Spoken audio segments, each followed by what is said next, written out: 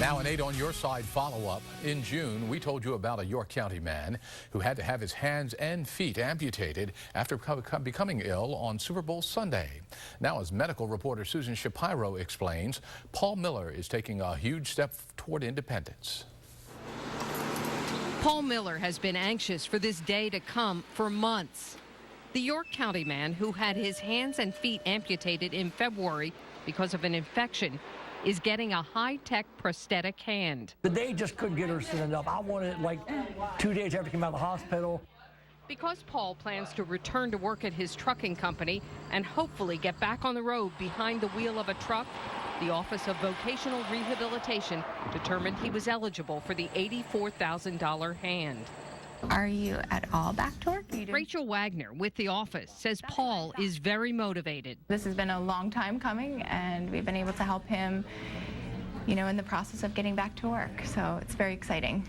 So this goes on in the exact same way that your other one went on? That's pretty easy. Cool. All right. Sarah Wooden of Ability Prosthetics and Orthotics slipped on the myo-electric hand that will allow Paul to do things he hasn't been able to do in months. And up. Cool. And down. And up. Well, you got it doing different stuff, lady.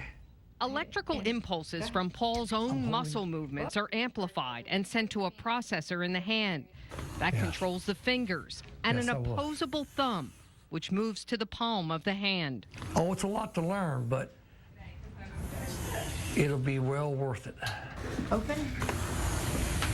Paul now has an app on his smartphone that has 24 different grip positions. It has Bluetooth connectivity. So watch what happens when I press the lateral grip.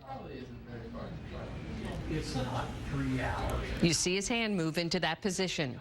There are 2 hands on the market now that have thumb opposition. Sarah Wooden says this technology is as new as it gets. So he has the opportunity to use it, experience it, become a master of his own universe.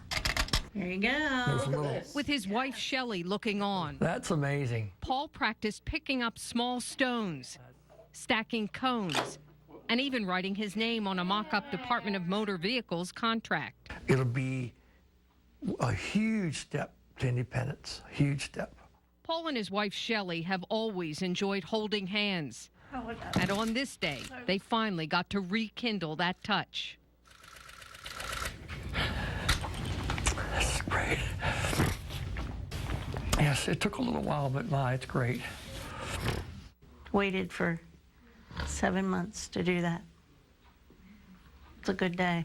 It's like the best day ever. This is great. And I can say the same. Thank you. I got to shake Paul's hand. Thank you so much. That's great. Susan Shapiro on your side, News 8. There is a fundraiser for Paul to help with his medical expenses. It'll be held October 20th from 11 a.m. to 9 p.m. at Alfredo's Pizza in Hanover.